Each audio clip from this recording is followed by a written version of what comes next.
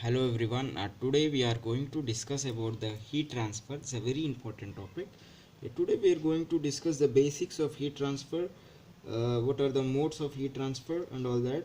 The name itself suggests it's a heat transfer, and the transfer of heat from one body to another body. The transfer of heat from the hotter body to colder body. I mean the heat transfers from hotter body to colder body only. Yeah. There are three modes of heat transfer. First one is conduction, second one is convection, third one is radiation. Yeah. um, First one is conduction. What is conduction and what is convection and what is radiation? We'll discuss in this video. Fine. Conduction in the sense that the rate of heat transfer, I mean the heat transfer happens through the molecular interactions. Like because of the molecular interactions, the transfer of heat happens because of the molecular interaction. Suppose this is a block of 300 degrees centigrade and the block of 220 degrees centigrade. The transfer of heat takes place from this block to this block because there is a molecules interaction at this point. I mean this is a line of contact or a plane of contact. If you consider 2D, it's a line of contact, 3D is a plane of contact. This molecular interaction happens when the two bodies are in contact, and because of that molecular interaction, the transfer of heat will be, I mean there is transfer of heat.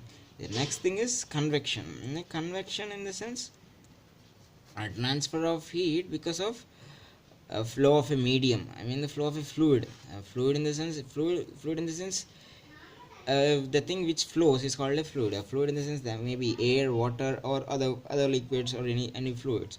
Now for example, consider a furnace. This is a furnace. Normally the furnace in the sense is an insulated thing, and insulated thing. Here the hot gases will be there, and this wall will be of three layers. Assume this wall of this of is three layers. Yeah, the three layers may be like this, right?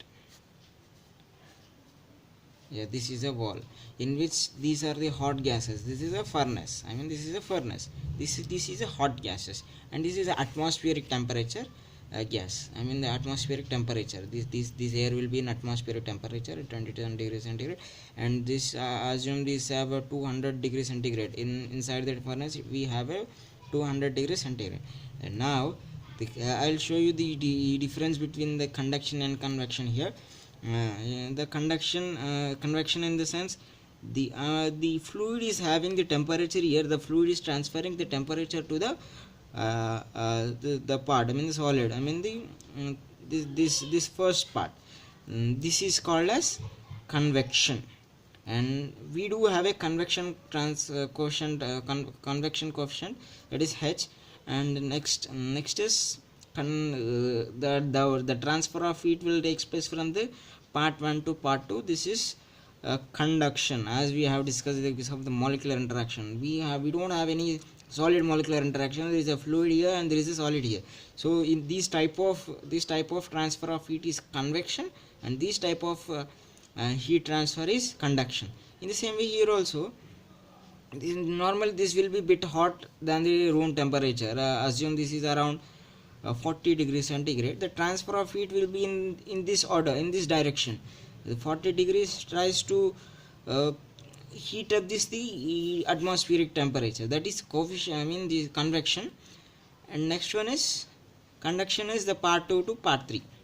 This is because of the molecular interaction, that is called as a conduction. Now radiation in the sense the radiation does not require any type of medium for the transfer of heat. The best example is the sun and earth.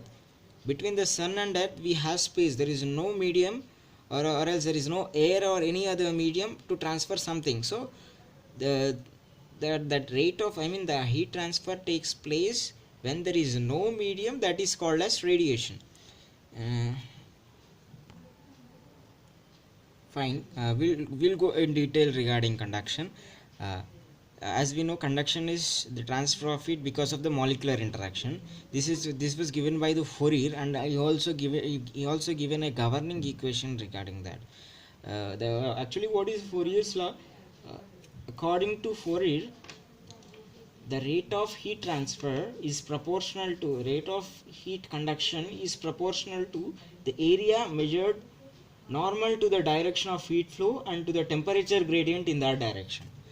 Yeah, that can be simply written as like this: Q is equal to dx. Yeah, Q is the rate of heat transfer, rate of heat conduction, etc., etc., etc. In the case of K is thermal conductivity, A is the area, and T is, dt is the temperature gradient. Yeah.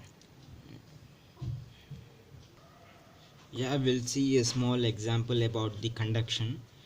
Yeah. Consider a slab. This is a slab of thickness 2 centimeter thickness, and the thermal conductivity of that slab is 19.1 watt per meter Kelvin, and at the temperature at two ends of the slab, the slab is T1 is 550 degrees centigrade and T2 is 50 degrees centigrade. Now, as we know, Fourier's law is Q is equal to minus Ka dt by dx or dl. This is regarding the thickness. Yeah, minus Ka dt in the change in temperature, T1 minus T2 divided by L, and Q is equal to minus, what is K, 19.1 into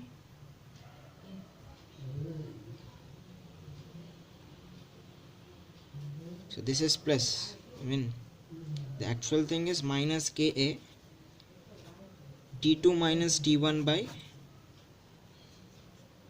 L, but we are considering T1 minus T2, so minus will become plus.